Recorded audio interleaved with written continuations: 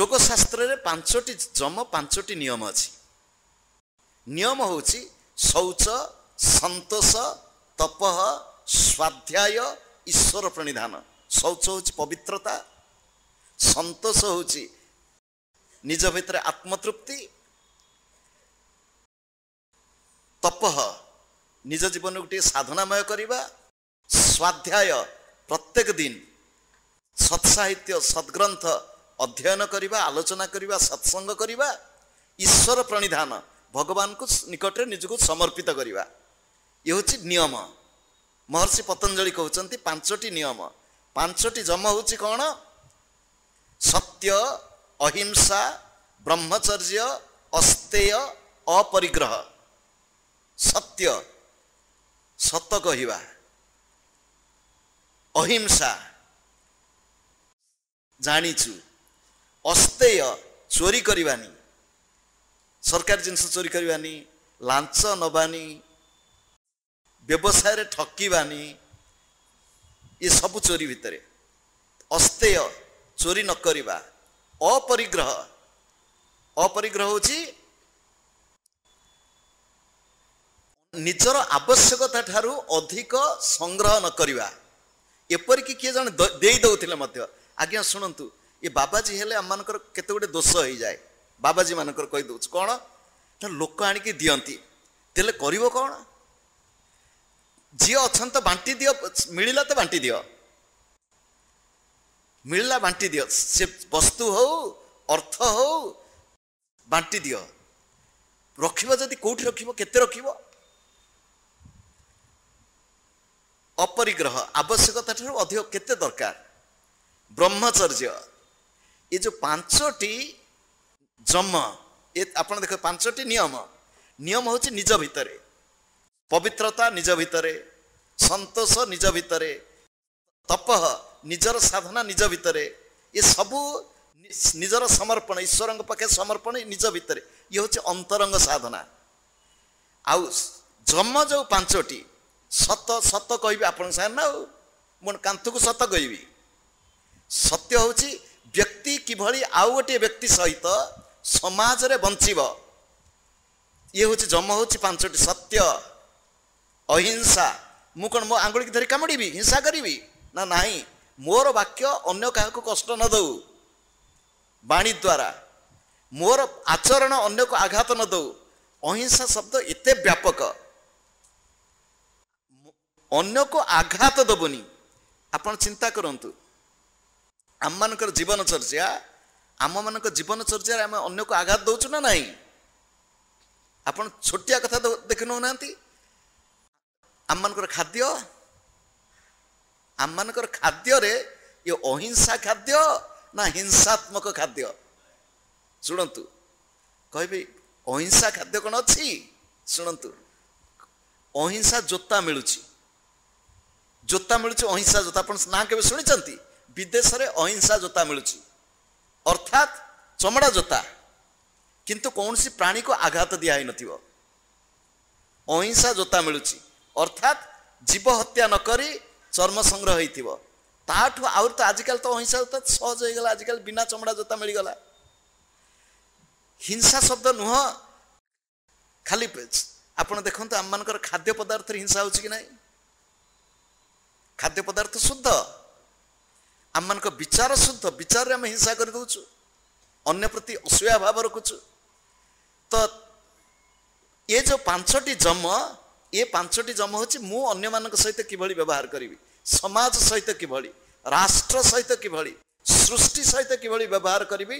ସତ୍ୟ, ଅହିଂସା, ଅସ୍ତେୟ, ଚୋରି କରିବିନି। ଚୋରି କାହାର କରୁଛି? ସମାଜଠୁ ଚୋରି କରୁଛି। ଦିନେ ଗାନ୍ଧୀଙ୍କ ପାଖରେ ଗୋଟେ ଲୋକ ପହଞ୍ଚିଲା, ତା ମୁଣ୍ଡରେ ଗୋଟେ ପଗଡ଼ି ଅଛି। ପଶ୍ଚିମ ପଟର ଲୋକ, ରାଜସ୍ଥାନରୁ ହୁଅନ୍ତୁ, ବଡ଼ ପଗଡ଼ି ଭିଡ଼ନ୍ତି। ସେ ଗାନ୍ଧୀଜୀକୁ ପ୍ରଣାମ କଲା, କହିଲା ବାପୁଜୀ, କହିଲା ଆଜ୍ଞା, କହିଲା ମୋର ଗୋଟେ ପ୍ରଶ୍ନ ଅଛି। କହିଲା କ'ଣ? କହିଲେ ସବୁ ଲୋକ ତ ଗାନ୍ଧୀ ଟୋପି ଲଗେଇଛନ୍ତି। କହିଲା ହଁ, ଆପଣଙ୍କ ମୁଣ୍ଡରେ ତ ଟୋପି ନାହିଁ। ଗାନ୍ଧୀ ହସିଲେ, କହିଲେ କାହିଁ ଟୋପି ନାହିଁ ଜାଣିଛ? କହିଲେ କାହିଁକି? ନା ତମରି ପାଇଁ। କହିଲେ ମୋ ପାଇଁ? ମୁଁ କ'ଣ କଲି? ସେ କହିଲେ ତମରି ପାଇଁ ପରା।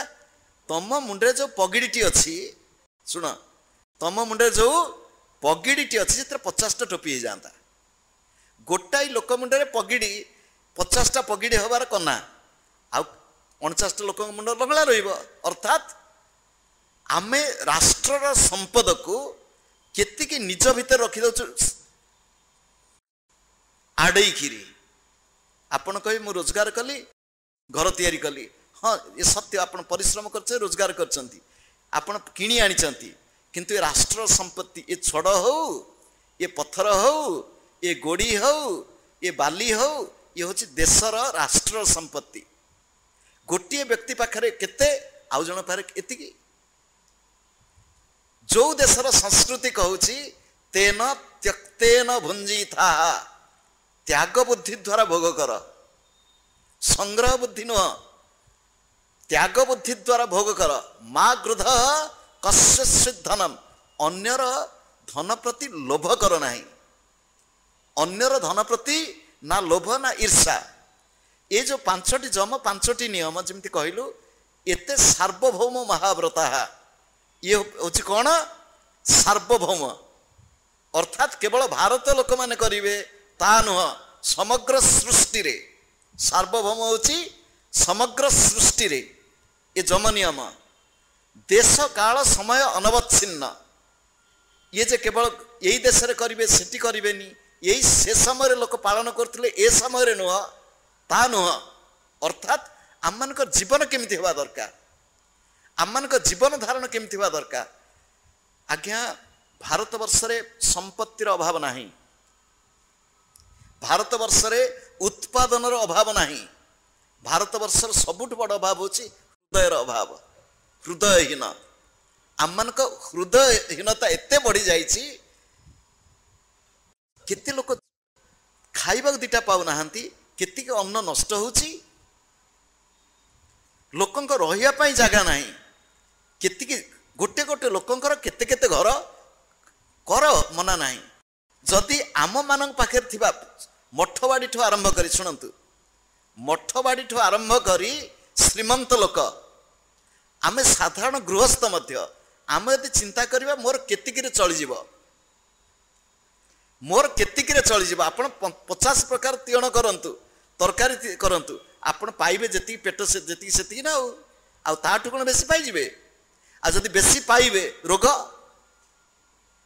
आम मानक जीवन रे संतोष अवस्था नाही आम मानक जीवन रे तृप्ति नाही मन लोभ सृष्टि करछि किमिति मन लोभ सृष्टि करछि ना संगरु शुणंतु मन कहीं पाप करिया जाउछि पूर्व जन्मर संस्कार ए जन्मर संग शुणंतु ए जन्मर संग संगात संजायते काम मन करोति पापानि मन लिप्यति पातकैः तन्मन विलयम जाति तद विष्णु परम पदे सेई मन एई मन कादुअरे लटपट होउछि सेई मन भगवान का पाद पद्म रे केमिति ना साधना करिया पड़िबो अर्जुन मु जो कहूछि उभे सुकृत सुकृत दुष्कृते जहाति प्रथमे पाप कर्म रु निजको निवृत्त कर पुण्य कर्म कर जते मन टिके शुद्ध हे आसीबो सेते बेले पुण्य मध्य दरकार नहीं काहे के दरकार नहीं ना पुण्य हेले करिवो कोन पुण्य हेले करिवो कोन चोरी करिबिनी चोरी करिवा पाप अन्य को आघात देबिनी अन्य को आघात करिया पाप वर्तमान भल काम करिवि हला पुण्य अन्य को सहाय्य करिवि पुण्य गो माता सुरक्षा हो काम करिवि पुण्य पुण्य हेले पुणी कोन हबो से के पुण्य हेले कोन पाप हेले नरक को जीव पुण्य हेले स्वर्ग को जीव पाप पुण्य मिशामिशी हेले एठी पुणी आउथरे आसी जन्म हबो बुझि होछि ना नहीं पुण्य कले स्वर्ग को जीव पाप कले नरक को जीव आउ पाप पुण्य मिशामिशी हेले एठी आसी पुणी घांटी हबो स्वर्ग को जीवा कि नहीं पुण्य करछ स्वर्ग को जीव पुण्य होछि कोन ना के सुनंत पुण्य होछि केमितिका पुण्य होछि आपनक छुट्टी चाकरी करछंती ना हां छुट्टी मिलुछि ना हां आगुर सब छुट्टी मिलथा आजकल मिलुछि कि नहीं मैं जानिनी एलटीसी हां आजकल मिलुछि मिलुछि अच्छा जाके बुलिकी आसवा गोटे जगह देखिकी आसवा आ कौन ये स्वर्ग हूँ से छुट्टी नहीं बुलीज छुट्टी सरले फेरिकी आस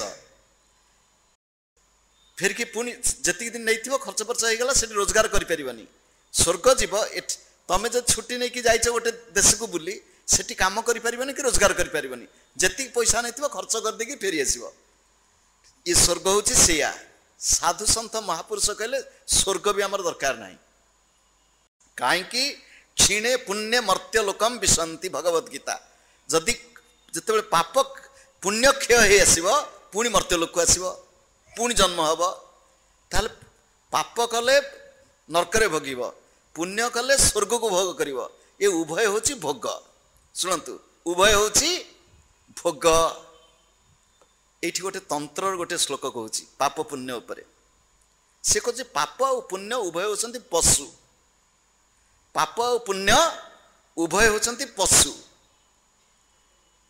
पाप पुण्यम पशुम हत्वा ज्ञान खड्गेन योगवित् परे लयम नयत चित्तम पलासी सा निगद्यते पाप पुण्य उभय होती पशु ये सब ठाकुराणी पाखे बलि ठाकुराणी पाखे बलि हे बलि केबेठु पशिला जना नहीं किंतु बलि हूँ कुसंस्कार ये बलि बलि प्रथा कुसंस्कार अपसंस्कृति आपण कहे बलि ना शास्त्र ना बलि अच्छी शास्त्र बलि अच्छी से बलि कौन ये बलि से बलि नुह ये कहूँ पाप पुण्यम पशुम हत्वा पाप और पुण्य रूपक पशु को हत्या करिव एठी छेली पोढ़ आम छेली पोढ़ को देखिक किए कह आम गाई ये सब हूँ पाप पशु हत्या आमको पिंपुड़ीटे कामुड़ला काटुची मशाटे बसला आम उड़े दौचु आम कल्पना करमती आघात दौचु गोटे जीव उपरे ता देहर प्राण ना ता भीतर भगवान ना आपण कहे कौन खाद्य शस्य भीतर भगवान ना लोकंर आजिकल उद्भट जुक्ति सब लोक कहे कौन खाद्य शस्य भीतर भगवान ना खाद्य शस्य गछ को उपाड़ी दौच शाग कर गछ को छिंडौच मनुष्य जी आवश्यकता चेतनार शुणु चेतनार विकास जड़ वस्तु मध्य चेतना अच्छी किंतु सुप्त जड़ वस्तु पत्थर भितर मध्य चेतना अच्छी से आम पत्थर भितर प्राण प्रतिष्ठा कर मंदिर देवता को पूजा करुचु पत्थर भितर चेतना सुप्त माटी भितर चेतना अच्छी सुप्त किंतु वृक्ष भितर चेतनार अंकुरोद्गम होती शुणु वृक्ष भितर चेतना अल्प विकसित पशु मान भितर चेतना आहरी विकसित मनीष भितर चेतना पूर्ण विकसित होवार सामर्थ्य रखी जेती जोठी जेती कम चेतना जीवर जीवत्व धारण करने बंचापी आमर खाद्य दरकार अन्न दरकार जोठी कम आघात जोठी कम हिंसा ताको आमे स्वीकार करने दरकार जोठी प्राणहानि जीव प्रति हिंसा ये आमर कर्तव्य नुह से शास्त्र कहला बलि ये बलि हूँ कौन मोर गुरुदेव परिभाषा बलि हूँ कौन निजर दुर्बलता को बलि दियो छटी जिनस बलि दिया हुए शुणु छटी जिनस बलि दिया हुए प्रथम हूँ गुआ आखु कदली पानी कखारु ये शास्त्रीय गुआ आखु कदली पानी कखारु एला चारि दुई हूँ पशु पशु हूँ कौन ना अज अज हूँ अंडा छेली बोदा आ महिष अंडीरा महिषी किंतु ताको बलि अर्थात नुह ताको हाणिब बलिर मंत्र मो गुरुदेव मुहर शुणी छागत्वम पशुरूपेण मम भाग्यात उपस्थित मंत्र हूँ हे छाग तुम्हें पशु रूप में मो भाग्य बलि उपस्थित होइछ तस्मात् त्वं घातयिष्यामि अस्मिन् यज्ञे बध अवध अर्थात प्रतीकात्मक भाव में तुम अस्त्र स्पर्श कर नहीं आसव। मो भीतर जो ये जो 6टी बलि ना, ये 6टी बलि हूँ 6टी रिपु, काम, क्रोध, लोभ, मोह, मद, मात्सर्य, ये 6टी रिपु को बलि दवा हूँ प्रतीकात्मक बलि। ये प्रकृत में बलि नुहे। जीव हत्या शास्त्र सम्मत नुहे, पशु हत्या शास्त्र सम्मत नुहे। एटी से तंत्र श्लोकटी को पाप पुण्यम पशुम हत्वा ज्ञान खड्गेन, निज भितर पाप रूपक पशु पुण्य रूपक पशु। पाप रूपक पशु होचंती हिंस्र, पुण्य रूपक पशु होचंती गृहपालित पशु। दुई प्रकार, ग्राम्यानी अरण्यानी। अरण्यर जो पशु स्वभावतः हिंस्र, ग्राम्य पशु से माने होचंती शांत। पाप होची अरण्यर पशु भली हिंस्र, पुण्य होची शांत स्वभावर पशु। उभय कह आज्ञा पुण्य भी करिबुनी, हाँ पाप पुण्य करिब। आउ टिके पर को आलोचना करिबा। केमिति हानिब? को खड्ग? ज्ञान खड्गेन, ज्ञान रूपक खड्ग द्वारा। ये लुहार तैयारी खड्ग नुह। किए हानिब? योगविद, जे जोग साधना जानी सी बलि दब। ज्ञान रूपक खड्गरे आपण भगवत गीता 4th अध्यायर अंतिम श्लोक जदि पढ़िबे, 4th अध्यायर शेष श्लोक, शेष श्लोक रे ज्ञान सेठी तस्मात् अज्ञान संभूतम हृत्स्थम ज्ञान असिना आत्मनः चित्वेन संशय योग उत्तिष्ठ आत्तिष्ठ भारत। ज्ञान खड्ग तस्मात् अज्ञान संभूतम हृत्स्थम ज्ञान असिना, ज्ञान रूपक असी द्वारा। भगवत गीता भगवान भी सही कहते ज्ञान रूपक खड्ग। ज्ञान रूपक खड्ग द्वारा हृदय मध्य थिबा समस्त संशय को काट, बलि दिय, षड रिपु को बलि दिय। जे ज्ञानी ज्ञान रूपक खड्गरे, जे जोगी जोग रूपक अग्नि रे, ज्ञान रूपक खड्गरे ताको बलि दब, जोग रूपक अग्नि रे आहुति दब। उभे सुकृते दुष्कृते, उभय सुकृत दुष्कृत को छाड़िब।